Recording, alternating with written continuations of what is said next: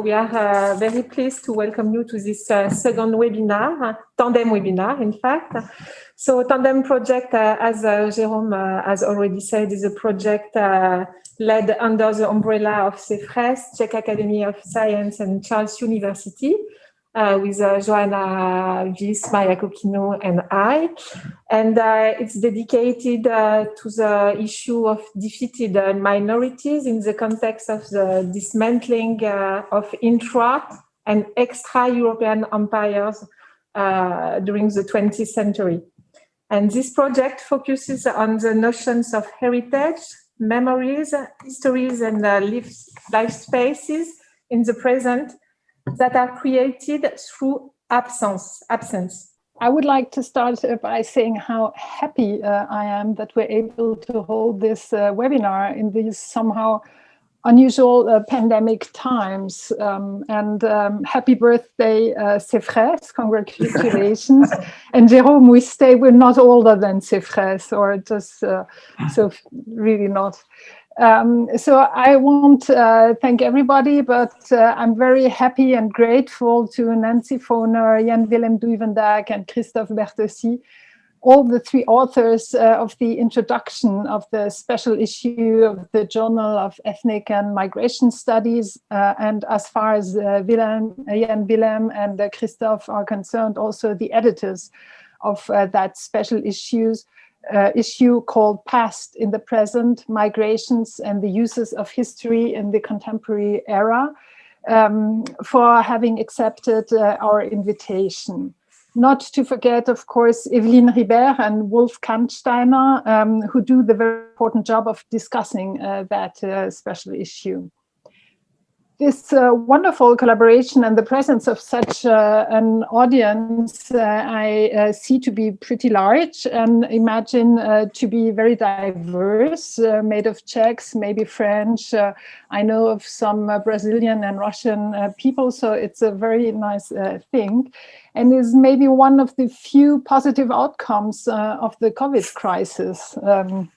In thinking about this situation, of course, one cannot help drawing a parallel between the genesis of this reflection about migration and the uses of history in the contemporary era, which was rooted in the 2015 migration crisis and the situation today marked by the corona crisis.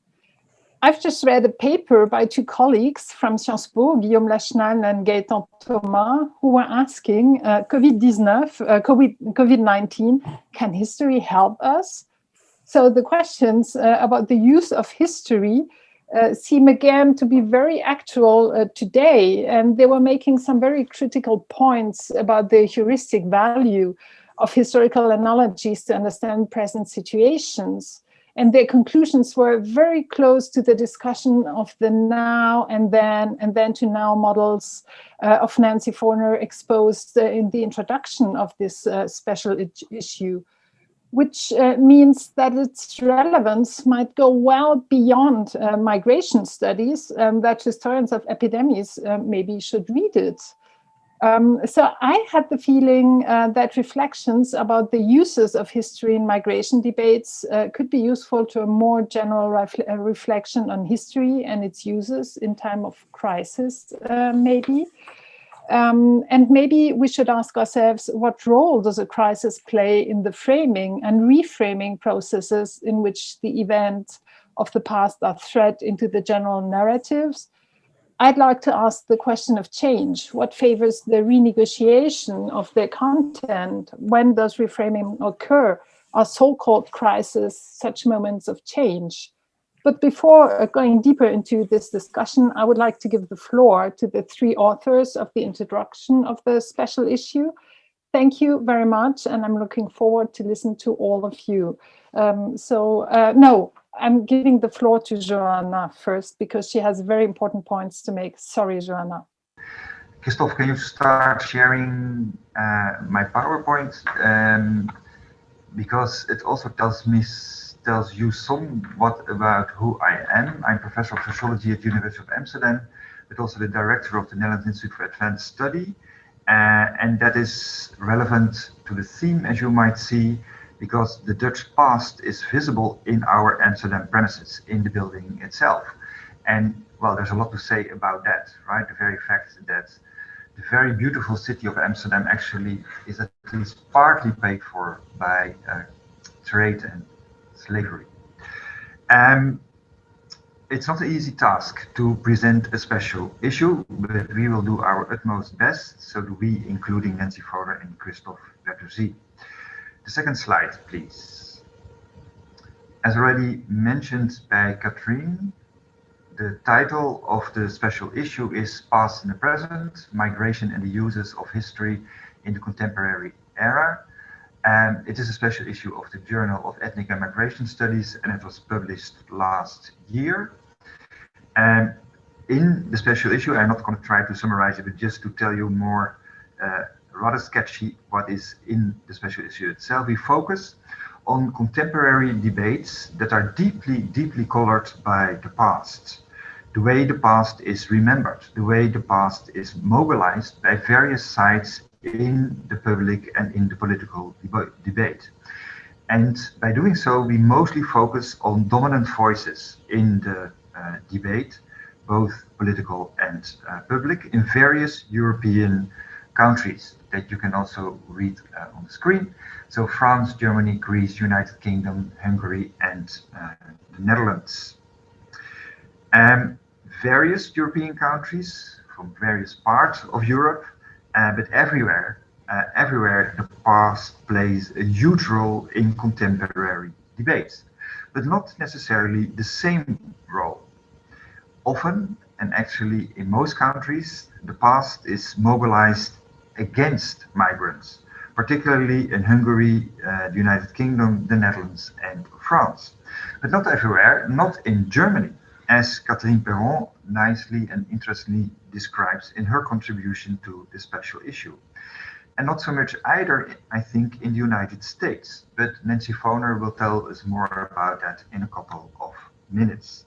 And after Nancy, Christophe Bertossi will speak also about similarities across countries, and those similarities and also some of the differences we have analyzed by what we have coined as historical repertoires. But he will tell more about those analytical conceptual tools in a minute. Next slides, please. So the past is heavily embattled. We have those who are nostalgic, who claim the past as theirs, who perceive themselves as natives to the country and feel threatened by migrants and migrants' ideas about and claims to the past. And we do have social movements such as Black Lives Matter, who wants to change our understanding of that very past. They want to do justice to the past in various ways. First, they want to do justice factually by adding new perspective, new stories to already existing stories about that past. But also secondly, more in a normative way, that we should acknowledge wrongdoings in the past, that we should apologize, that we should perhaps pay repairments, that we should give art back to the countries of origin, that we perhaps need to bring down some statues. And of course, then there is a huge debate, because that is heavily criticized then as a new form of iconoclasm. But there's more. It's not just for them about doing justice to the past for the past's sake. It is also because for them, it's such a relevant discussion because there's a direct causal link between racism then, exclusion then, and racism and exclusion now. But that continuity from then till now is not just regarding racism, but also relevant, as they claim, for hope, because resistance then might inform and might inspire resistance now. And actually, there's one article in the GEMS special issue that deals with this continuity in terms of hope, written by Marcus Balkenhol and Yannick Koenders regarding the Dutch anti-racist movement. Next slide. And already the last one. And again, I will be very brief. My own contribution, next to co-authoring the introduction, deals with the Dutch case and particularly the dominant voices from the left to the right. My contribution, called Nativist Understandings, I try to analyze uses of the past by many actors, as I said, from the left to the radical right, populist parties, nativist parties. And what I show, or what I came across, what I concluded based on my research, was that in the end, the mobilizations of the past in the Dutch debate are almost always detrimental for immigrants, because they are always creating two categories: the natives, who historically belong, versus the migrants, the autochtones, as we call them in Dutch, versus the allochtones, those who are from the soil, those who are not belonging to the soil. Natives consider it as their past, their tradition. Their nativeness is based on this historicity. And they feel threatened by debates about what I just mentioned, right? The wrongdoings of the past, the repairments, the changes in tradition. Particularly the radical right, which is very strong in the Netherlands, has rather static ideas about the past as a given. As a given, the past as an important source for pride, an important source for Dutchness, that therefore should be taught in a positive way at secondary schools as part of the national historical canon. But for sure, we have more politicians than just the radical right. We have progressive politicians who do acknowledge the wrongdoings of the past. But I had to conclude that at the same time, even they tend to reproduce rather ahistorical claims about the Dutch, but then the Dutch as eternally progressive, as always liberal. And they love to quote the book by the American historical Shorto, who wrote this book, perhaps you know it, Amsterdam, History of the Most Liberal City in the World, right? Amsterdam from the 17th century till today, a liberal city. For sure, for some of the progressive politicians, sometimes migrants are part of that history. For instance, during the 17th century, what is called the Golden Age, there was a very high percentage of immigrants in the city of Amsterdam. But more often, this history is really the history of the true Dutch, of the native Dutch, who still present that very 17th century, the period of slavery, as a golden age. Well, that's something, right? To still label it as a golden age. It shows actually that the perspective is not only from a nativist position, but also that that very use of history with the best intentions eventually is still detrimental for migrants. Let me stop there as a very brief summary of what we did and what I did, and let me hand over to Nancy Foner. So I'm going to look in a few minutes that I have at some of the issues that arise, actually address some of the issues that young Willem raised, but in the U.S. case, revealing some of the, actually I'm going to talk a lot about the similarities between Europe and the U.S., but also in terms of how immigration is used, misused, remembered in public debates and political discourse. So, of course, let me just start. Obviously, there are many different immigration. Virtually everybody in the United States has an ancestor who came to the U.S. from another country. To be an American is to have immigrant roots. And in fact, one of the great symbols of the U.S. Is the Statue of Liberty, which now and since the mid-20th century has been a symbol of immigration and a reminder of the many millions of Europeans. Some similarities when it comes to between Europe and the U.S. when it comes to remembering the memories of immigration to popular discourse about immigration history. So I want to make 3 points. So the first point is that popular memories of immigration in the past are often more myth than reality. And now here I'm talking about the U.S., okay? Heavily tinged with a nostalgia for a past that never was.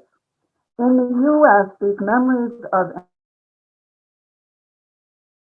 often very emotional and strongly held because they focus on their own grandparents or great-grandparents who came from Europe at the turn of the 20th century.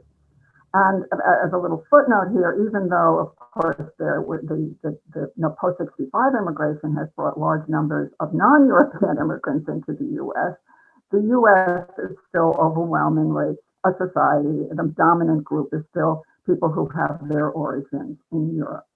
These memories of immigration in the past are inevitably selective and often distorting. Americans often remember earlier Ellis Island immigrants as a kind of folk heroes or heroines who worked hard. They strove to become assimilated. They pulled themselves up by their own Herculean efforts. They had strong family values. In the case of Jews, they were people of the book. I have heard over and over again from people, this is a common comment. My relatives, my grandparents learned English right away. Today, the immigrants are not learning English, which of course is not correct because, first of all, many immigrants today come to the U.S. already fluent in English. And studies show that immigrants today, as in the past, learn English at about the same rate. Commonly, another common sentiment is my relatives were legal, unlike immigrants today. Well, first of all, it overemphasizes the degree of immigrants who are undocumented, but most importantly, it forgets that there was basically an open door immigration policy when it came to immigrants from Europe before the 1920s. Against an image of these mythical heroes and heroines of the past, it's difficult, indeed virtually impossible, for contemporary immigrants to measure up because it's against a myth, not a reality. In this sense, the myths have exclusionary elements, which is emphasized in the volume, and foster a view that the incorporation difficulties of today's immigrants and their children are unique. And when they're not, there are many similarities. My second point is that there's considerable historical amnesia about the sharp nativist political response to European immigrants in the past, and the deep prejudice and hostility that immigrants in earlier times experienced. In fact, and we can talk more about this later perhaps, one of the unintended consequences of Trump's virulent anti-immigrant policies and rhetoric has been to remind scholars and some in the general public as well of this darker side of the American immigrant experience. It's very interesting that there's been this big revival of interest among historians in nativist movements. And interestingly, it comes up in the press too when things happen, like with the recent Asian American attacks. In the press in the U.S., there was quite a bit written about how, we've always had anti-Chinese movements. I mean, it's been placed in a historical context. And just to very briefly say, there is definitely a dark side to immigration in the U.S., whether it's anti-Irish and anti-Catholic know-nothing movement of the 1850s, whether it's the virulent anti-Chinese sentiments in the 19th century, the 1882 Chinese Exclusion Act, whether it's the immigrant restrictions laws in the 1920s that were legislated to keep Jews and Italians out who were seen as polluting the United States, mongrel races who were polluting America's racial stock. And the anti-foreign reaction in the U.S. has been persistent. They have a long history. The U.S., as the historian Erica Lee writes in her recent book, which I do recommend, it's a very good book, it's called America for Americans, is not just a nation of immigrants, but a nation of xenophobia, in which fear and hostility towards immigrants and their demonization as racial and religious others have been an integral part of American history. And there's my third point, and another similarity between the U.S. and Europe, or at least some European countries, and that's history is often marshaled for current political purposes when it comes to immigrants. Well, that's a broad similarity, yes. In the U.S., this can work to both support immigrants and to vilify them. So, on one side today in the U.S., there's the Democratic Party and its leaders who celebrate diversity that immigrants brought in the past and that they bring in the present. And they also celebrate the many contributions that immigrants have made in building America, both in the past and in the present. If any of you have seen saw the Democratic presidential convention, right, in the summer, this was very obvious at the convention. Not only was ethnic diversity and racial diversity today on display, but there was always a constant mention, this is America, this is a country that has always incorporated immigrants and new racial and ethnic diversity. That's their message. And of course, this is partly a matter of liberal ideology of the Democratic Party. It's partly the fact that many leading Democrats themselves are of recent immigrant origin. No better example, of course, than Kamala Harris, who is our vice president, whose mother was an Indian immigrant, her father is a Jamaican immigrant.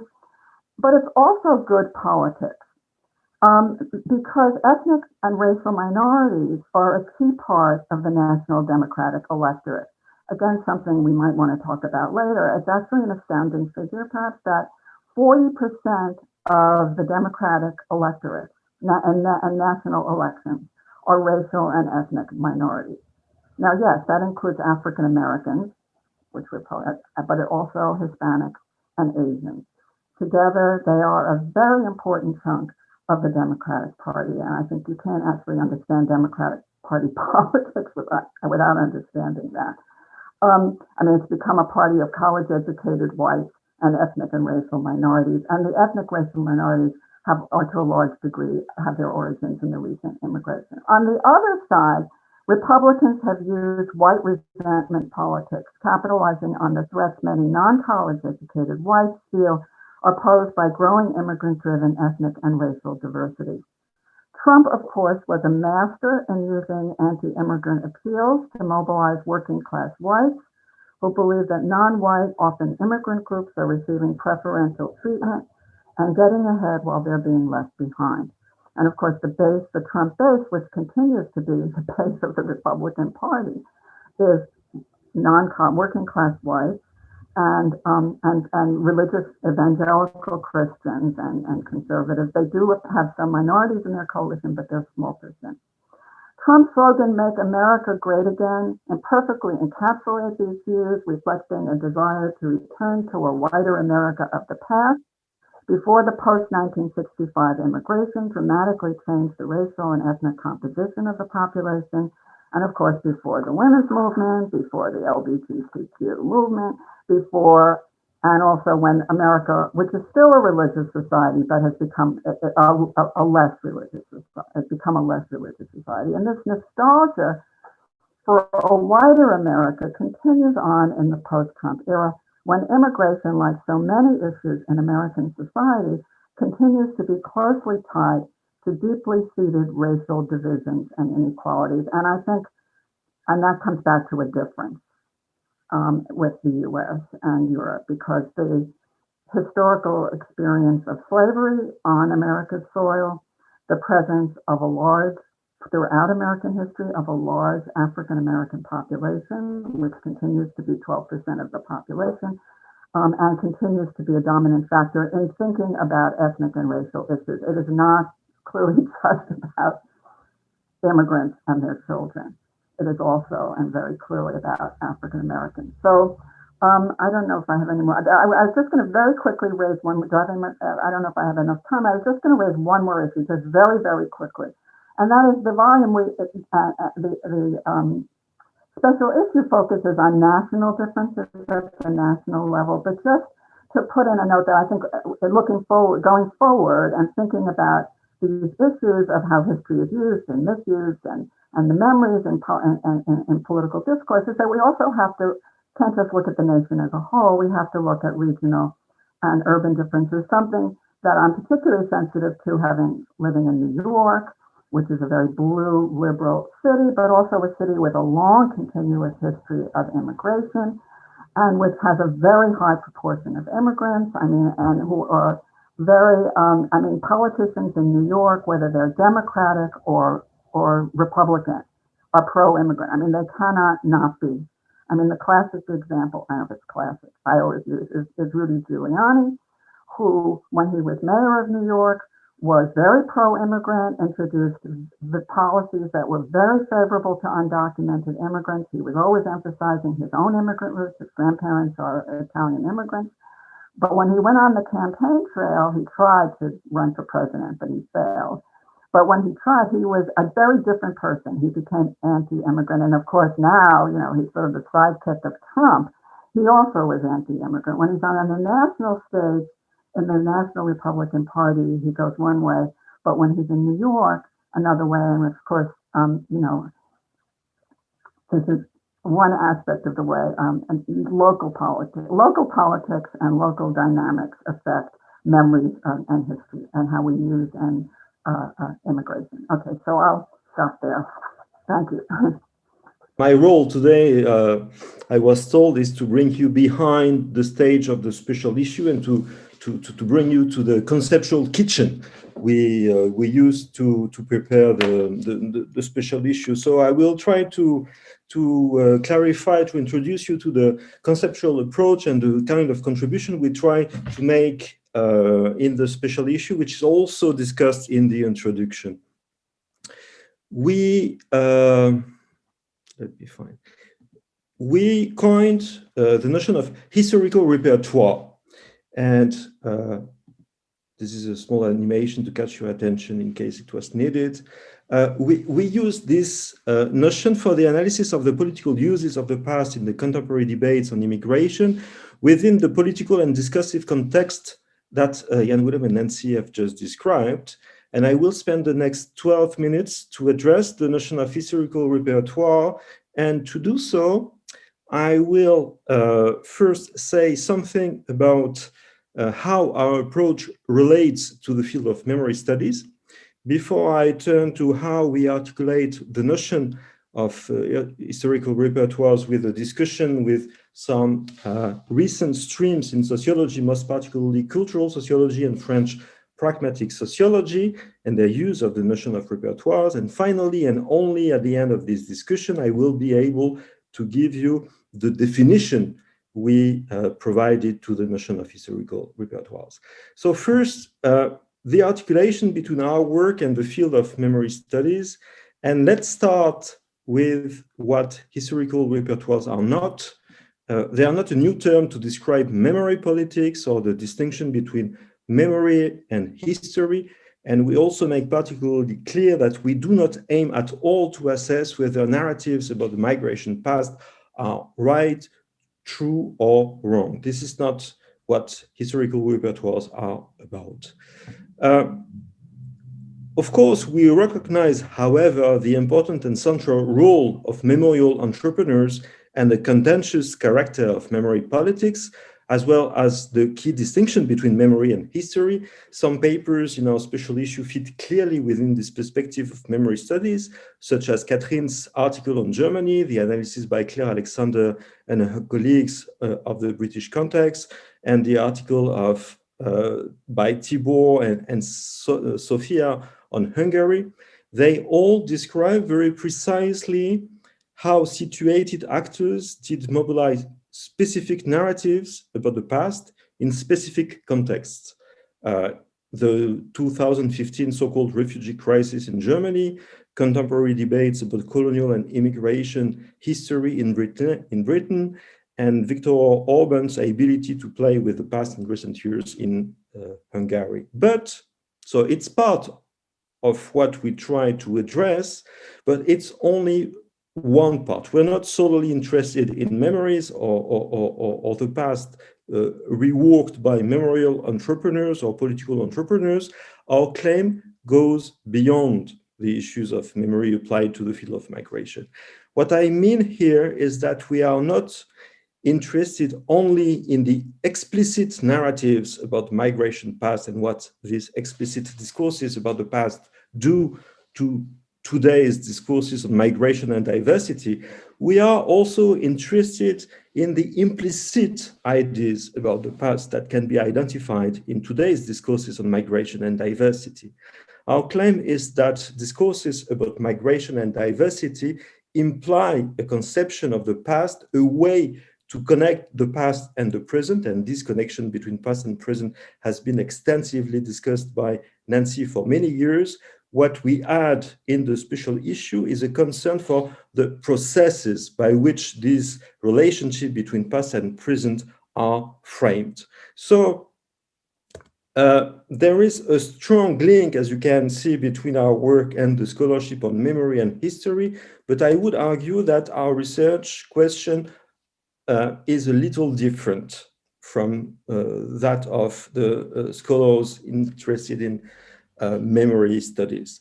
To put it simply, the difference is that while one could say that memory studies tend to look at the ideology of inclusion and exclusion behind the explicit mobilization of the migration past, what we try to address in the special issue is somehow to take the question the other way around, which pertains to the different frames of the past behind today's narratives about inclusion and exclusion. In one case, scholars interested in migration, memory, and history tend to focus their analysis on the conceptions of migration that can be identified in social and political mobilizations of the past, what memory, what aspects of the past is mobilized, by whom, and with what specific ideas about inclusion and exclusion, and for what consequences. In our work, what we try to add is a complement. Our question is, what specific ideas of the past can be identified in today's narratives about migration and diversity? And we have been particularly interested in one specific narrative, that is the nativist narrative on migration. So in order to be able to ask this question, we used the notion of historical repertoires to refer to these different framings of the past. And these repertoires are not narratives about the past migration. They rather consist in different ways past and present are connected in today's public reasonings about migration, inclusion, and exclusion. And in the special issue, we identified three specific relationships between past and present. I will be very brief here, but we can come back to that later during the discussion. The first relationship between past and present is what we called the perpetual grace. According to this framing of the relationship between past and present, we as a group have an innate grace compared to other groups. We as a group have always been like this from then until now. One example of this is, for example, how Amsterdam has been described in recent years as the city of tolerance towards minorities and particularly religious diversity since Spinoza, for example. A second way to connect past and present is what we call the accomplished progress frame.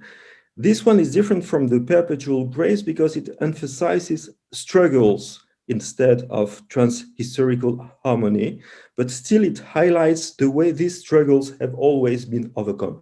We've been doing increasingly better and better over the years. This is how we can define our relation to the past and how we project presently to the future. And eventually there is a third way to connect past and present we identified, which we call the rebirth now or never. And this one is a frame that is more clearly linked to a nativist readings of the past, which sees the future as the possible restoration of an idealized past.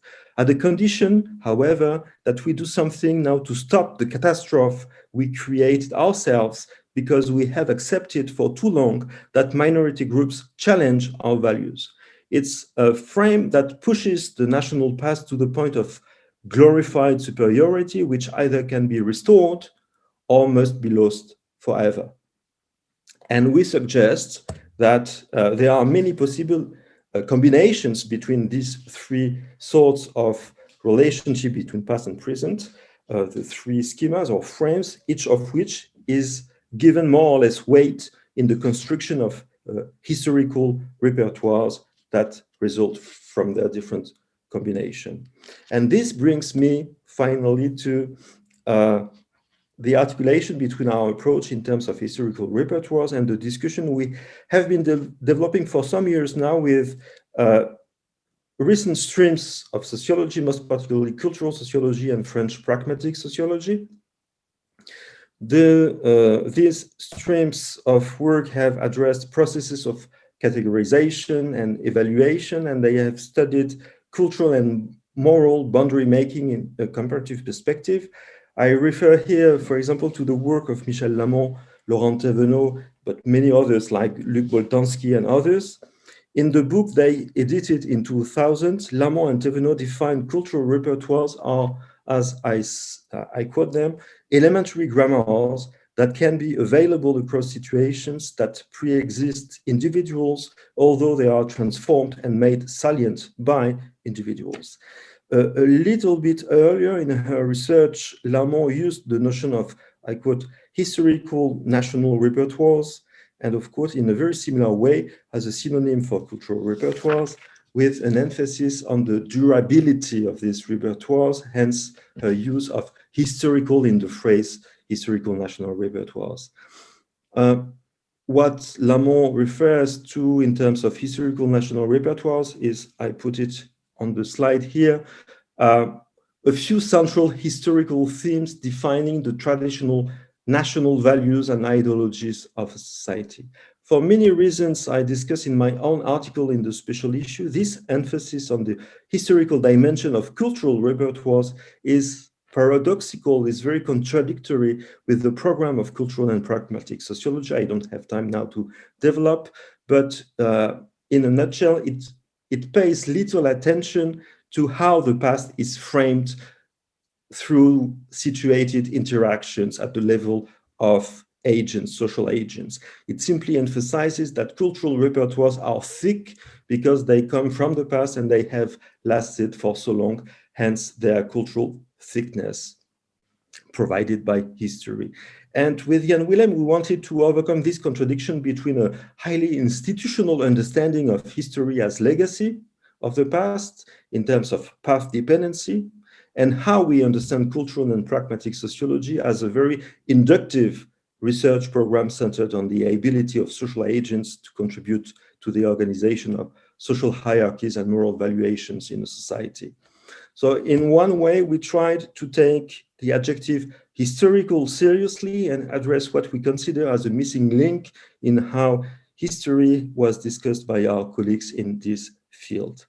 And as a result, and it's time for me to conclude, we proposed for, as an outcome of these two streams of discussion with the field of memory studies and with our continuing discussion with cultural sociology and French pragmatic sociology, we define historical repertoires as the elementary grammar about how the past is framed in present discussions about immigration and how history is used to evaluate and justify the present.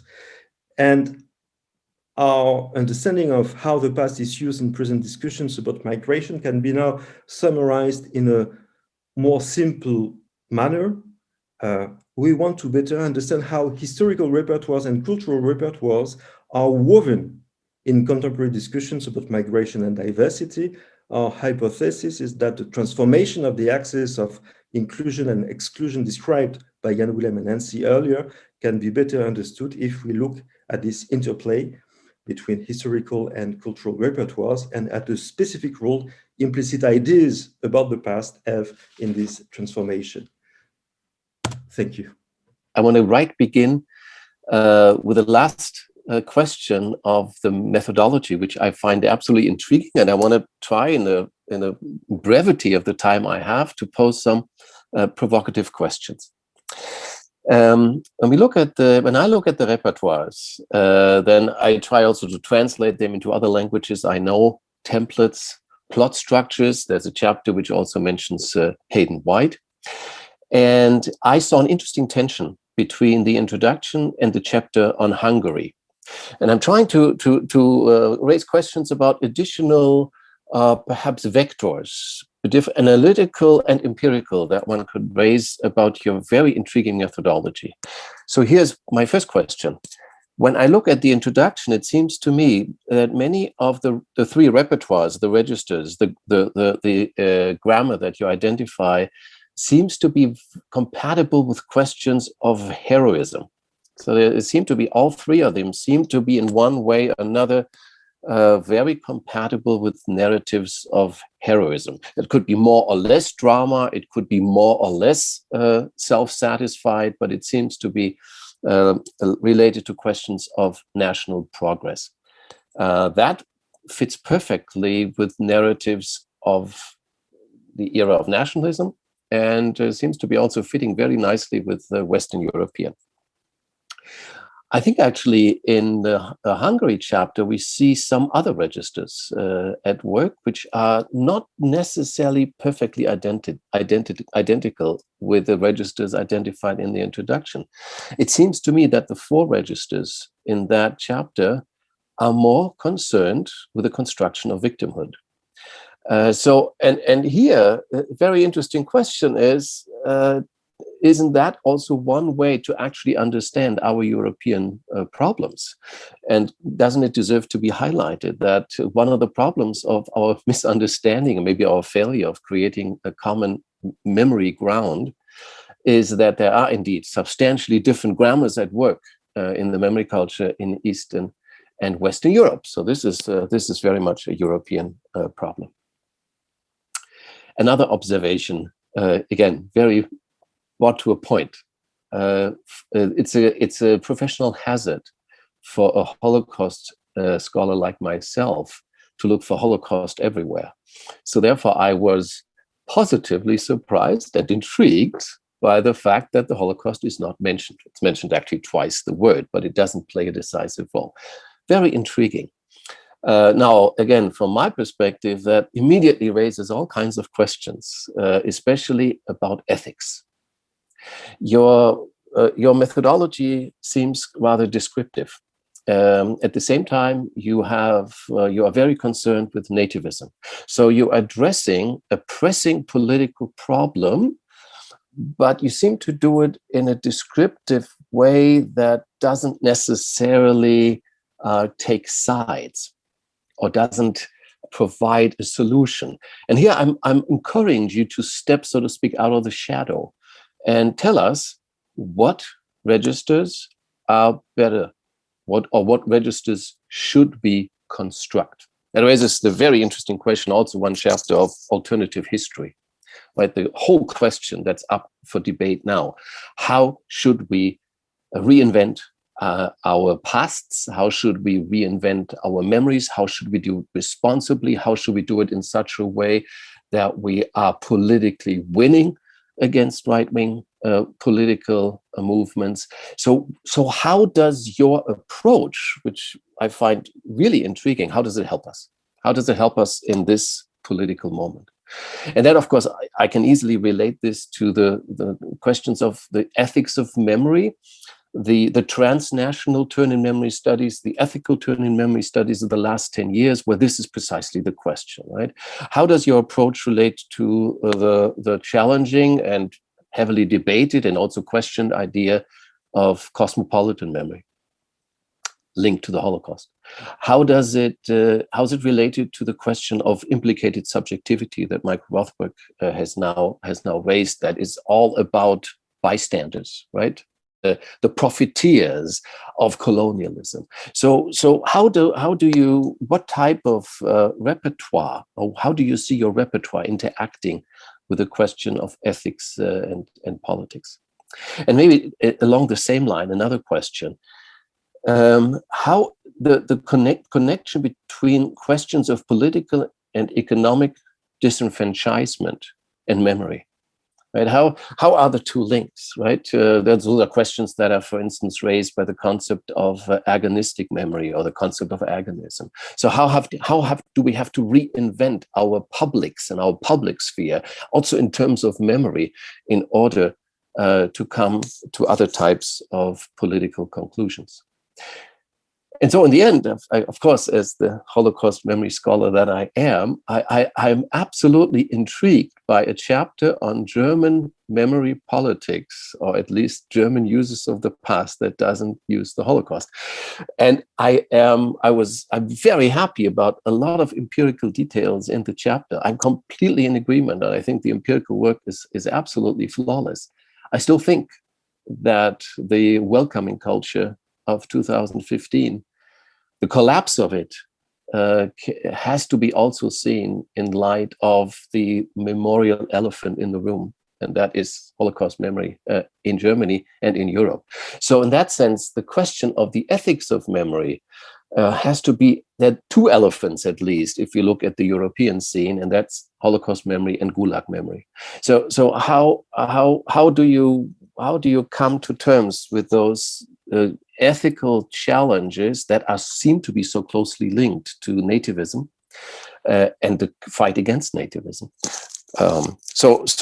Those are my key questions. For more than 30 years now, a large number of associations, local and national authorities, as well as international organizations, have launched initiatives aimed at raising awareness around the history of migration. The underlying reason for this trend is that such knowledge is thought to favor the acceptance of past and present migrants, since the host countries may better understand the reasons for migration, be aware of the difficulties faced by migrants. Besides, it is also supposed to evidence the migrants' contributions to their host countries. This dossier clearly shows that it is not the case, except in the very special case of New York. The demonstration is definitely convincing thanks to the systematic analysis of the uses of the past by means of the two approaches defined by Nancy Foner of then to now and then and now. Besides, the notion of historical repertoires and the rigor of the theoretical framework add to the value of this dossier. As a result, three main reasons emerge.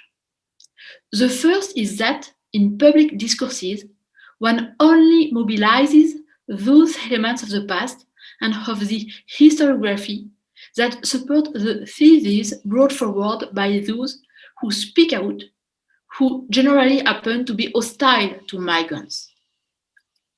The input that would lead to an alternative understanding are ignored. That is the case of the rejection faced by migrants in the past. Secondly, past experiences are reapprehended through contemporary categories of thought, thus eclipsing the categories that were used in the past. The dossier cogently shows how these categories are constructed in the present. They mobilize elements from the past, which are rearranged, reinterpreted, and used to give them historical depth and legitimacy. Christophe Bertossi demonstrates this in the case of laïcité in France, the very idiosyncratic French form of secularism, which is presented as a crucial characteristic of the French political tradition of integration of immigrants, but which has, in fact, been associated with the issue of migration only very recently. Another case in point is the fact that migrants are perceived through today's racial and ethnic categories, and one has forgotten that some European migrants used to be racialized too. Last but not least, given that evoking the possible existence of a national past marked by migrations participates in the boundary-making process establishing natives versus newcomers or non-natives. It tends to naturalize the difference and reject newcomers or relatively recent migrants, but also their descendants as non-full-fledged citizens. The past is therefore always reconstructed from a standpoint in the present and in general, with the notable exception of Germany, to give credence to the idea that today's migrants cannot be integrated or that their presence is unwanted. Let me now turn to the questions. What struck me in the case of the 6 countries under scrutiny, with the exception of Germany, is that nostalgia, the feeling of decline, often, but not always in relation to past empires, are central. In other words, according to the historical repertoires, Perpetual Grace and Rebirth now or never. The other common element, with the exception of the German and New York cases, is, as I already said, the hostility to newcomers, often related to their religion, Islam, or to their ethnic belonging. How can we account for the fact that today's migrants are perceived as radically different from past migrants, as bad migrants, while the latter are perceived in retrospect as good migrants? And how can we understand the public discourse in Germany that was initially almost unanimously in favor of welcoming Syrians by means of a comprehensive rereading of the historical episode called Flight and Expulsion? What are the determining factors? The politicians' stances as they are hostile to or in favor of these migrations? Falling in line with what the public opinion allegedly held, or the role played by the feeling of decline that is widely shared in Europe, but not in Germany, perhaps because of its recent reunification? My second question concerns the existence of counter-narratives when the dossier's article, with the exception of Marcus Balkenhol and Yannick Cohender's paper, focus mainly on the dominant discourses and uses of the past. What place do these counter-narratives occupy? Who exactly promotes them, and how widespread is their circulation in the public sphere? Most of the papers, with the exception of those dealing with Germany and Greece, do not address the question of whether or not individuals appropriate the dominant public and media discourses. Do these discourses influence the inhabitants of the said country's representations and practices, which may actually be disconnected from one another? If people appropriate them, by which process and which elements are appropriated? Do the dominant discourses simply reinforce a pre-existing hostility towards migrants, or even provide arguments on which to ground it? Or is their influence mainly exercised through the construction of categories used to designate migrants and which individuals internalize? European versus extra-European, refugees versus fake refugees, Christians versus Muslims? On the other hand, how can we explain that Germans welcomed Syrian refugees upon their arrivals in the train stations? Because they were won over by public discourses, arguing that welcoming Syrians was a good thing to do? Or was it on account of the parallel drawn between Syrian exile and the flight and expulsion? My third question regards the respective weights of the past and the present in practices and representations towards migrants.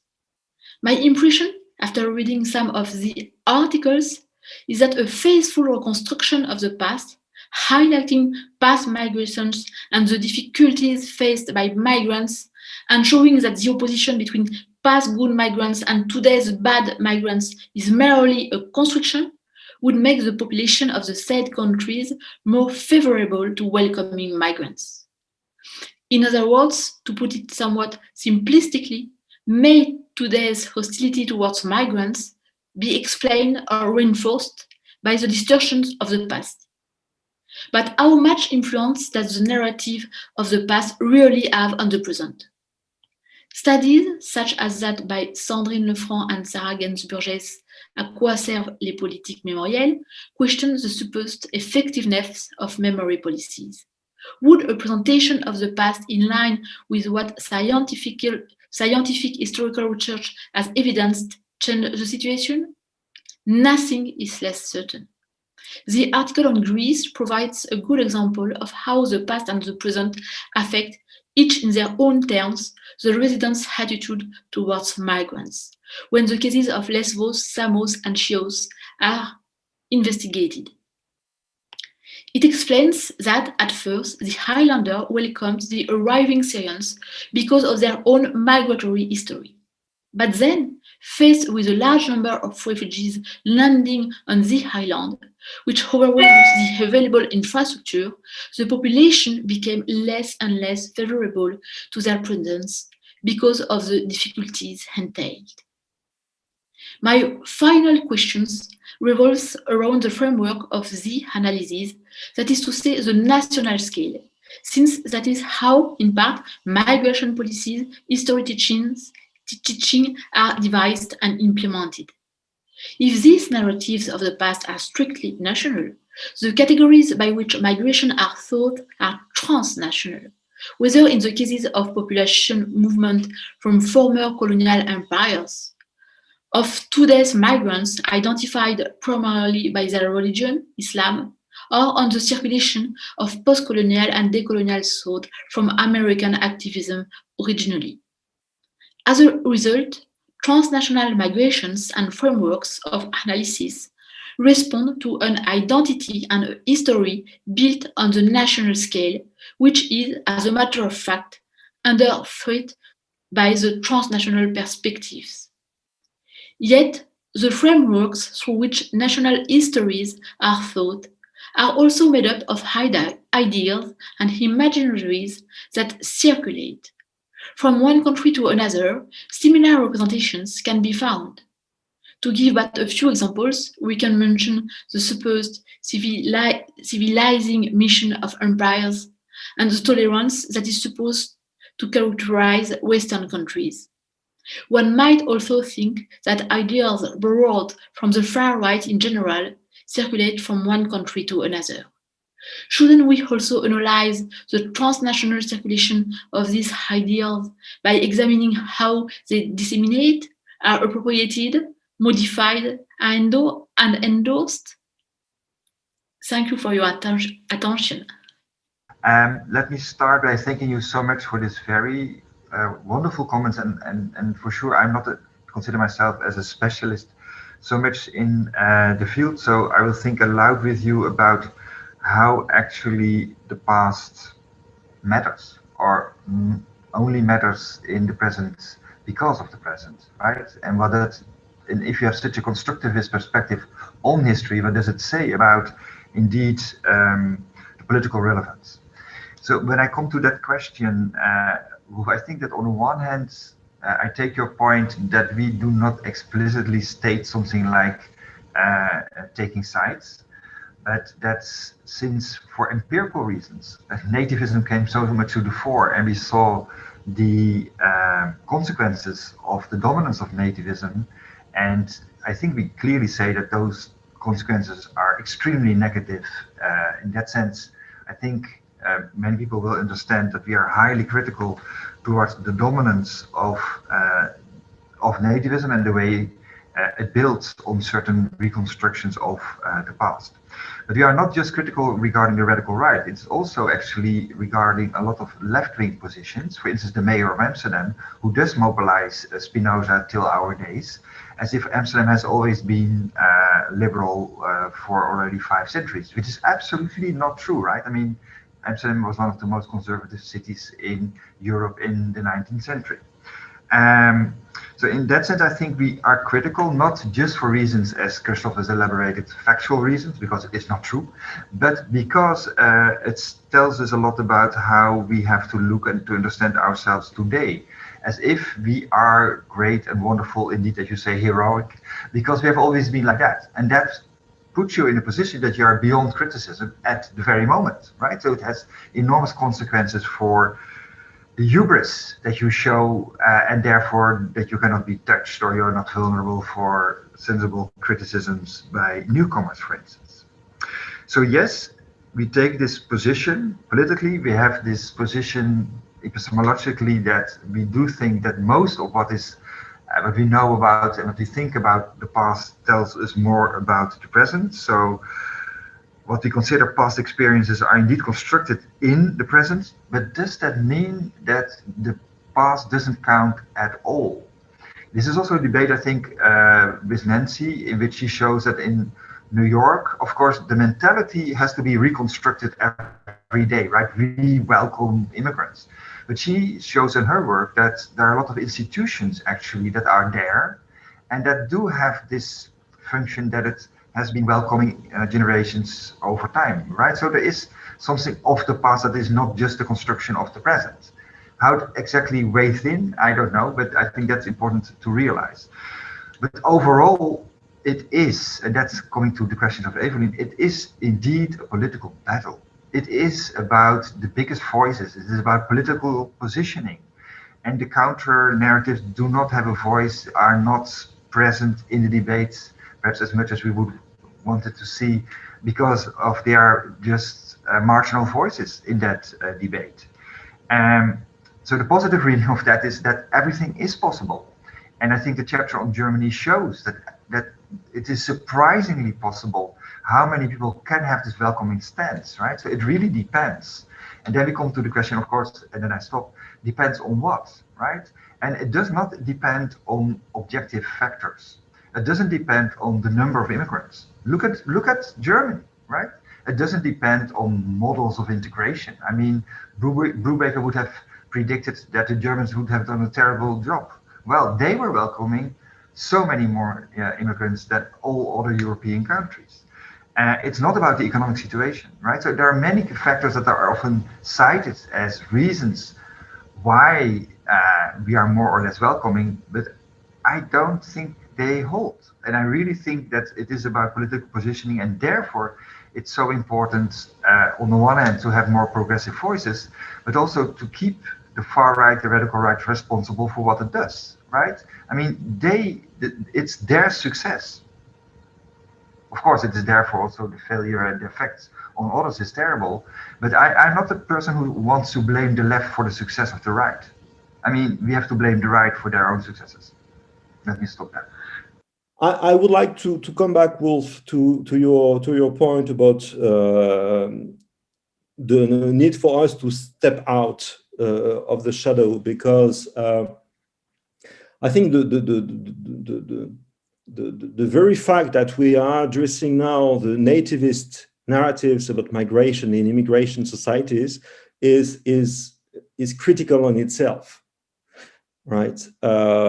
We are taking a stand the minute we decided to address the issue of nativism, and you should come to France for a day and see how much it has been very contentious issue recently, and addressing nativism as a problematic issue makes you in a position to be a militant, to be a radical, extreme leftist militant. So we are not that much in the shadow. But there is, so our work is critical. And I really want to emphasize the importance of the critical aspect or critical dimension of what we try to do, not only at the level of, as Jan Willem has said, of the politics driven by extreme right-wing nativist voices and the lack of a resistance or resilience of progressive forces against these nativist voices, but at another level, maybe a meta level of the critical dimension of our work, which is, in a way, we also try to be critical of the narrative, a liberal narrative that would see that at the moment we succeeded in being inclusive to all kinds of memories, we will have solved the problem of hierarchies, exclusion, racism, and discrimination. And I think this is also something which we try to do. We try to problematize this type of narratives too, and say it's not when you are when you have proved that you are inclusive to all minority groups in the way you work with a national roman, a national novel, that you are successful in fighting against discrimination. The battle, the critique must be also carried out at another level, which is what we try to do. I think we all are mostly sociologists. Nobody's perfect, but we are for most of us. And there surely be a sociological bias in our work, in the way that we try to socialize, to sociologiser in French, in good French, sociologiser. We try to sociologiser the explanation of what people do with the past. And that's why we came with this notion of repertoire. And that brings me to the question of the counter-narratives. I think that, Evelyne, you're absolutely right. First, for empirical reasons, because in France, the dominant politics against refugees in 2015 were very hostile towards these newcomers, and yet you had very extensive, large mobilizations from grassroots organizations and laymen and women in favor, in the defense of those newcomers that needed to be accommodated, that needed to have access to a job, etc. So there were politics, but there was also an intense mobilization of the society, and there was a gap between these very hostile attitudes in the politics of migration and these very, very generous, welcoming attitudes among the grassroots organizations. So for empirical reasons, you're right. And yet, this counter-narrative of very welcoming society in France was not what was framed or processed in the making of the dominant image or picture of what was happening by then.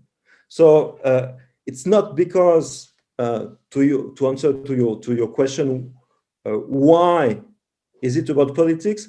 It's a puzzle, because it's not because public opinion is in favor of excluding migrants that extreme right-wing politics against migrants are so successful. Something else is happening, and what we try to say, it's because of this nostalgia, of these feelings of everything's falling apart. But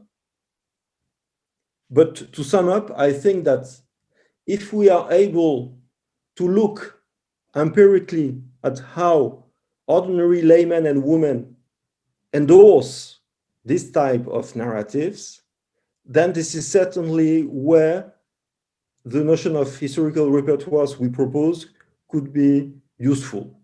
What we tried in the special issue, or what we did, I think, is only the introduction or the description of a research program we need now to implement concretely and verify in empirical ways. So to your question, we must work and check if historical repertoires and cultural repertoires are proper tools to better understand how people appropriate these narratives or are resilient to these dominant narratives. And I stop here. Thank you so much for your comments. They're really helpful and very insightful and raise terrific questions. Of course, I'm always thinking about how they apply to the U.S., right? Well, so first with Wulf, of course, in the U.S., the shadow is slavery, right? Everywhere, right? So I think it would, I mean, not just all the, tearing down the Confederate, the way it was used in the South, right? The lost cause, okay, and how that shaped things, but also, now, I mean, which is, right, the African Americans and their remembrance of the past, which is actually quite interesting in terms of immigration. I just had a little, the friend, I don't know how many of you know about the 1619 project, which was done by the New York Times and has been criticized by some historians, but it's a kind of, it's to put African Americans very squarely, in history from the very beginning of settlement in the United States. And that they have always been there. And in a way, it puts them like another immigrant. No, they're not seen as an immigrant group, right? They're seen as separate, although they were forced immigrants. But in some ways, it's sort of, they were there at Jamestown, with with the English who came. You know, they're not like other immigrants. They had systemic racism, which is a phrase that is used everywhere now in the U.S. And but that it makes them kind of immigrants, right? But their experience is different and special. And I think the way you say that there's the shadow of the Holocaust, there's the shadow of slavery in the United States. And so I think actually I, in my own work, but many others, need to look at all aspects of immigration actually in the United States in relation to the African-American experience and position in the United States. Because immigrants themselves relate, I mean, it's a very important part of the whole American historical experience and has a relation to immigrants. So I think that's and also this issues of memory. So I have to think more about that, but I think it's a really good point. Evelyne, you raised so many good questions. Oh my gosh, I have so many of them written down here that I think are really critical. And, you know, I think Christophe put it, you know, this is a beginning, this special issue of looking at these issues. But certainly you raise, you know, how widespread are these political discourses? That's rather an important question. And who perpetuates them? And of course, I would also, I'm sure you did with it, you know, why? And I think a lot of it is about politics. I mean, as I saw, certainly, you know, what's the dynamics of the politics and how this whole issue of political discourses and politics of memory versus everyday in people's lives, you know, what's the relation between them? So it raises a whole bunch of questions. And even also, I mean, scholarly studies. I don't know about, but in the United States, I mean, this whole issue of celebrating, it's interesting, celebrating I raised this issue of, you know, celebrating immigration in the past. We're a great country, we've got immigration, we've always done such a great job. Well, there's been a real turn away from that in scholarly studies against that, you know.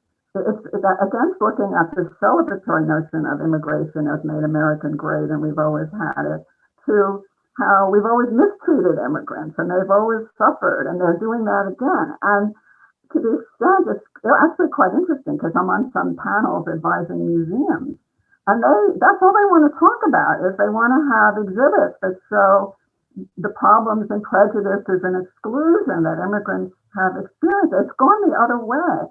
I was thinking about that also, you know, again, as a sociologist here, about assimilation. I mean, I raised the issue that, you know, the earlier immigrants are held up as, oh, they assimilated and they did great. And now the emphasis in historical studies and sociological studies is, well, they never really assimilated, you know, they've always been kept out. I mean, it's interesting how these discussions also influence scholarship, right? And I guess then the other question is, does scholarship influence general discussions, or how much is it being affected also by politics?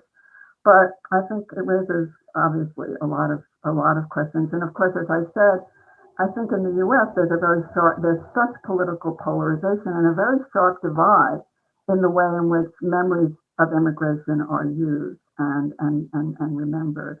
And so I think that's all. I mean, that comes out in the articles, in many of the articles in the book. But I think a question is to look at how that polarization plays out in different societies and why. I mean, I think as we move ahead in this, is to begin to make some more general statements about not just how they're used but why, you know, and how that. And also, I think there was another question that you raised is, how much, Evelyne, how much influence do narratives about the past have on the present, which is another area for more systematic research. I think it shows the value of looking at this whole issue. It raises a whole lot of new questions, right? Which is, I think, how is how scholarship and theory advances. But I think it makes us look at material in new ways, and to ask different questions of the material. And so I think it has a lot to contribute to studies of migration in contemporary societies, and, you know, inequalities and racial and religious divisions, which are an important topic. So I'll stop there. it's very nicely relating to what Nancy has just talked about, because what I find also so intriguing about your approach is the question about the registers or templates used by migrants themselves. So one of the question I think is the narrative cultural agency of migrants themselves. And I think a very intriguing question here is, and again, let me play devil's advocate here. One of the ways one could use and probably abuse your approach is to argue, well, migrants have specific cultural frames and cultural repertoires that they use, and what happens now when repertoires travel and when repertoires clash, and isn't that also one way to think about migration as a situation of incompatible repertoires, also perhaps incompatible repertoires about migration, so that the memories of migration and the memories that are mobilized by migration then lead to cultural memorial incompatibilities. And then we are frighteningly close to a nativist discourse. So that's why I wanted to raise that question. But I think in principle, when I look at the text, the agency of migrants, the narrative, cultural, memorial agency of migrants, that's so to speak, one of the points that would be very interesting to address in more detail. Jens, you want to answer? No, I want to answer an earlier question by Wulf, actually, if that's possible, but I don't know whether somebody wants to say, because actually I think Wulf's last point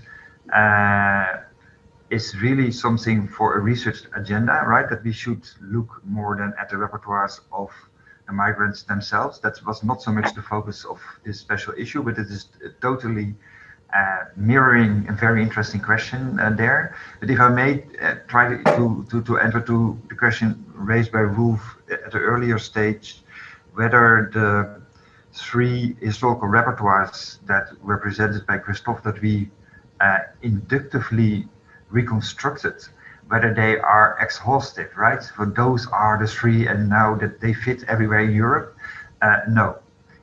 Indeed, they are inductively developed. It is more like that we did see them in many countries, and when people will read the individual chapters, they will see that in some countries they fit, in other countries there are also additional ones. But I'm not going to avoid your main question then, because you actually say, well, but listen, this is just a story about Western Europe, mostly, where there is this idea compared at least to Hungary, where it's not so much about heroism, but it is far more about victimhood. I mean, point taken. I do think indeed that it is for sure those historical repertoires are context specific, even though I do think that the third repertoire about rebirth actually is very strong in Hungary and is related to victimhood. The very idea that the Hungarians, after whatever it was, 1919, lost most of their country, that they are all the time indeed threatened by others, is clearly nativist. So the nativism is still very much what holds together the issue, and they play the victim card, that's for sure. But because they think about themselves as heroes, so I do actually think that it is not the same, but rather related. I mean, heroism and victimhood are themselves related, I would argue, and that's what you see. The radical right in Western European countries are flipping those all the times as well. We are wonderful, and at the same time they feel so threatened and so vulnerable, which empirically is a bit difficult to understand. So I'm not sure whether this is a territorial split necessarily, a geographical one. First thing, of course, these repertoires we are discussing since the beginning of this discussion, they are created, produced in contexts. So they are indexical, they are contextualized for sure. But just to clarify, they are not ready-made narratives, and they have something of a subtext, or they work as a tool which is available, but they do not pertain to ready-made narratives or ways to frame values. And this is, I think, very important, because all the effort we put in trying to show that nativism is not a given, but it's a construct through different processes, including discursive processes and ideological processes, historical processes as well, we are able to address what all the papers in the special issue address, which is the way groups are excluded on the basis of justification driven by narratives about the past. So I think that this approach cannot be misused by ill-intended nativists, militant who would use it to say, oh, they are justifying through their tools the exclusion of people who would have a different narrative or set of values and principles or worldviews, etc. This is, both are not at all at the same level of analysis. That's what I want to emphasize. So we definitely are concerned with how contemporary societies are excluding group of persons and how these persons tend to be described in very, very negative ways. And we try to find a way to not fight the battle through which these categorizations are produced, because this is a matter of politics, but ways to highlight the actual processes that create these situations, this kind of categories and this type of public reasonings. So I think that in your comments, you merge two levels which are very distinct in what we try to do. I'm aware of the different analytical levels, of course, but it's not, first of all, those levels is the existence of the difference of these levels is also a kind of fiction. It's our fiction as scholars, and it wouldn't be the first time that in political fights, in questions about memory politics, powerful political players are not abiding by our categories and the distinctions that we make. I think we have seen, unfortunately, we have seen on a number of occasions in the last years in terms of nativism and the rise of right-wing politics that sometimes explicitly, sometimes implicitly, they understand our constructivism quite well. So in that sense, it's a tricky issue. I see, of course, I hear what you're saying, but the same question, if I so to speak, applied to also my own discipline of I'm originally trained as a historian, then as I think also the papers show very well in very nice nuance, the question of the role of facticity is simply not settled. Not even for historians, and certainly not for historical theorists. So even there, we have that problem that we don't really know. Also, what as Nancy emphasized, and you also emphasized very nicely, and I think also very honestly, that we simply don't know how far facts reach into our narrative designs. Right? We simply don't know what can and what cannot be proven by way of facts. We want to honor them. We make honest mistakes, perhaps, but then we also have to face the facts that, for example, when it comes to memory politics, you can have factually atrocious stories. So stories that claim to be factual, but are factually completely wrong, that at the same time have tremendous ethical integrity. That's possible, right? So we find ourselves then in a dizzying kind of situation where ethically, morally, we are compelled to side with stories where we have empirical problems. And at the same time, we are not sure how important our empirical problems should be. Are they just our scholarly headaches, or is there a real stake in facticity, especially and that after Trump, right? I mean, where we had the feeling it does count. It does make a difference. So I hear you. And I think, and again, I think your issue is very, very useful in that, because also the different chapters have slightly different approaches to these questions of how history and memory are linked. So I think in that sense, your texts provide excellent opportunities for self-reflexivity about us as scholars, and us also then, which we also like to be, somewhat political animals with some impact on society. And I guess that relates both to something that Wulf said earlier and also Jan Willem's talk, because Wulf, you said the agency of migrants in memory is important. And Jan Willem brought out the way the left is using, the progressive groups are using memory. And I was thinking it's not just, of course, the groups themselves use narratives of exclusion for inclusion, right?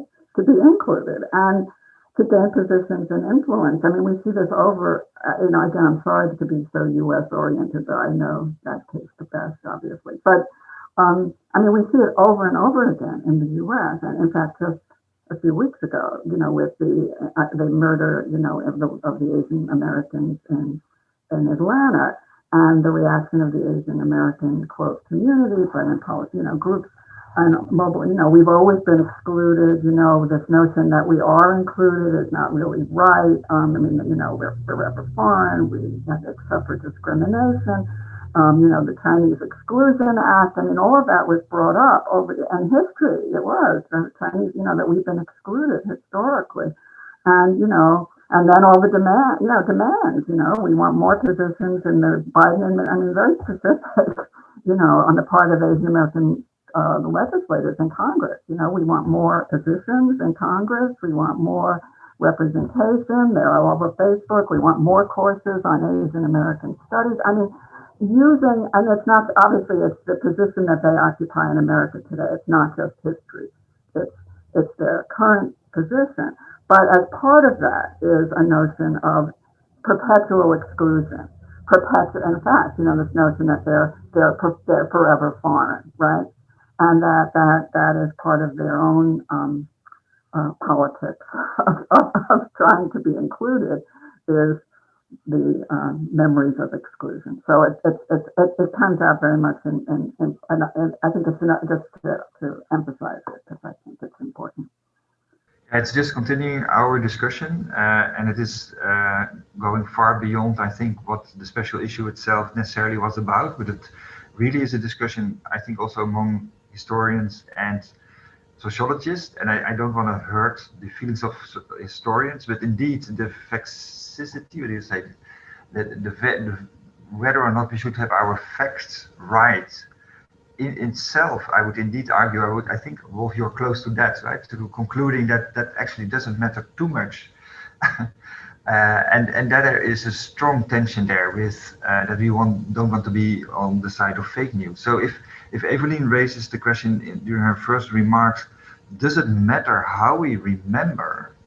I would indeed say, well, not for the sake of having it factually right, or not at all, actually, but because it tells us so much about what we think about the present and how we understand ourselves. And therefore also I try to show that the claims by Black Lives Matter doing justice to the past, actually the first two, right, so about having the past right in a factual way or agreeing that it was terrible in the past, sure, but that is perhaps not the main discussion in the end. It's far more that if people, the radical right, don't want to discuss about the past, it shows that they don't care for the present. That is the thing. And then whether or not racism in the past can be compared with, or is in one way or another, there's a continuity from the past till the present. Again, for me, that doesn't matter so much. I don't know, but I won't say I can't care less, but I care more about what it says, that they don't want to discuss those things because that shows that they don't care about the group of current citizens. And that is the problem.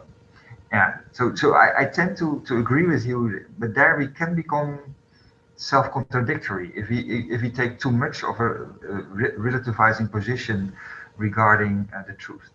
I was thinking about Foucault when I was listening to you and the issue of how the production of history and the reference to the past is also something which is related to the power relation. And it's not a question of to be dominant or not dominant, or dominant and counter narratives, but I think that what Foucault said is that the question of the who is important, but it's not the first question, and you can't answer to the question of the who if you are not working on the question of how it works. And I think one of your main work also in this issue, it's to try to highlight as well how it works and how certain narratives are winning and others not. Why? What is silenced and what is not silenced, and how it works. In fact, I think it's something very important. And I was also thinking about the issue of the moral spheres in which these narratives are embodied, incorporate, integrated. And I was thinking especially about the notion of deservingness. Not only the notion of exclusion, but the notion of now who deserves, as a moral category, who deserves to be one of us as a migrant, even when this migrant is not entitled formally or officially to be part, and who doesn't deserve, even when this migrant is officially entitled to deserve to have a paper or this kind of thing. So I was thinking about this. And also I was thinking about the dissonance of the narratives, and especially if we consider, for example, the role of the colonialism and empires and the past of empires of some of the countries you are working on. And for example, how we can use the past and say that we are feeling to be colonized by the former colonized. And I'm thinking about the right wing, for example, how we can use this past of empire to say that we are feeling, we have the feeling to be colonized. This is the first dissonance. And the second dissonance, for example, also, it's the expression of or the condemnation of colonialism by politics and sometimes also media, while at the same time we are closing our borders. So this is completely dissonant. So I was thinking about this also, and how this reference to the past, for example, of colonialism, can be also mobilized at the same time to say, we are sorry, we regret, it was not good, but at the same time, in the present, we are all closing our borders to the migrants. So this is my comment or question, I don't know. Well, maybe I could use my ambiguous position as an organizer and part of the project also to raise questions and answer some or participate to the discussion. I was very interested in what Wulf said about the agency of the migrants themselves. And I think this is something we have to take into account, since it is about nativism and you have these different layers of people that arrived. And for the German case, which is the one I studied, it was very interesting to see that there was a heavy discussion. I was very pleased, but somehow also, how to say, inquiet, that everybody took the German case as so positive, which is not meant to be, because it's much more complicated than that. It was not only about welcome culture. I think welcome culture was, dominant discourse for some year, maybe 1 year. It has been built upon time from the beginning of the 2010s in a very different context. And as how narrative established, I think it is very important to look how this has been coined. And at the beginning, it was a completely economic narrative about we need we need migrants and we need to choose them, and we have to change our migration policy and to stop saying we're not a country of immigration, because that doesn't permit us to have the migrants we want to, which are qualified workers and so on. So, and then it changed, and that's a question I have. When do these narratives change? It changed, I think, in the 2014-15 with the massive arrival of people.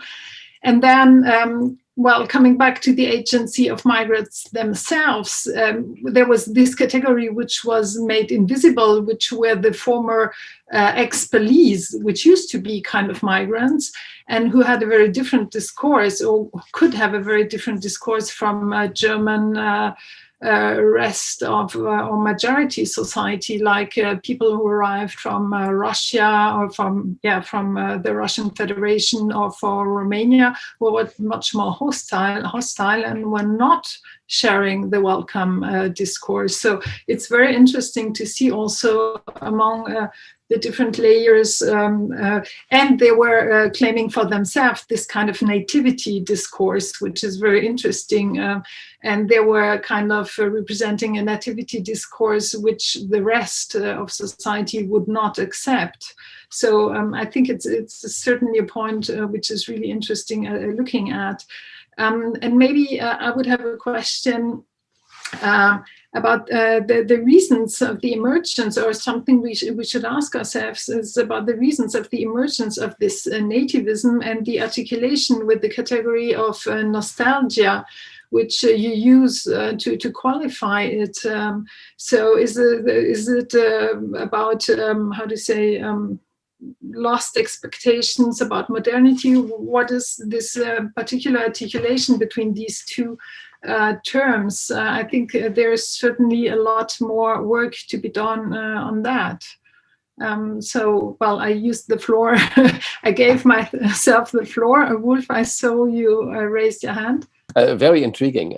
Absolutely. I also share, of course, your point that the German case is here in the context emerging as a very positive one, and I think it is. I think there were moments of very intriguing hope, and they deserve to be analyzed much closely.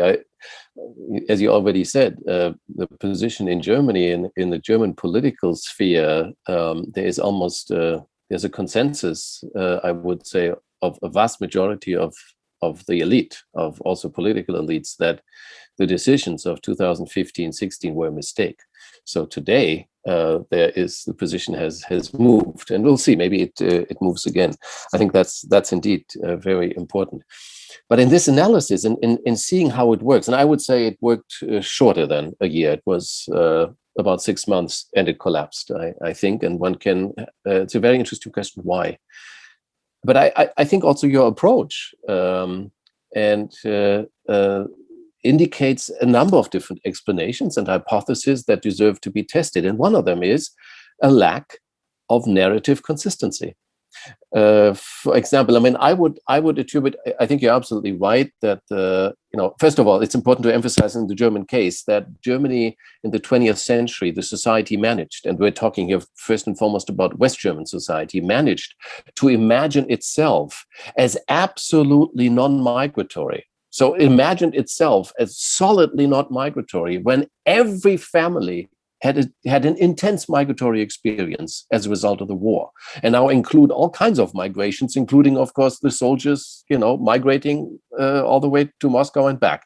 So in that sense, the migration is everywhere, and the society comes to an agreement to imagine itself as non-migratory. That's one of the miracles, right? And so beginning to imagine that this can be different is an important part of the story. But there are other questions, other questions to be raised about the collapse of the positive one. And one of them is economics, right? I mean, in the same time that Germany, that the question of the welcoming culture collapse is also 10 years of creating poverty in about 15, 20, 25% of the population in terms that didn't exist in the post-war years. That's one of them.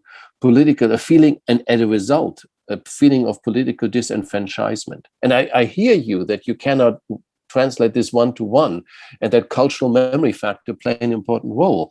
But those are also linked. I think it's very tricky to explain the rise of the AfD without these some very substantial political economic problems that are then complicated, implicated in questions of memory. But I think there are other questions, so I will shut up. It's Leo Ando Bourget who told us it feels as though the different narratives about the past are each about justifying what redistributive mechanisms are necessary for who in a very material sense, not just a symbolic one. So they are not just about constructing ourselves as small groups, but also very much about historicizing our respective material conditions and perhaps direct, for example, retributive action.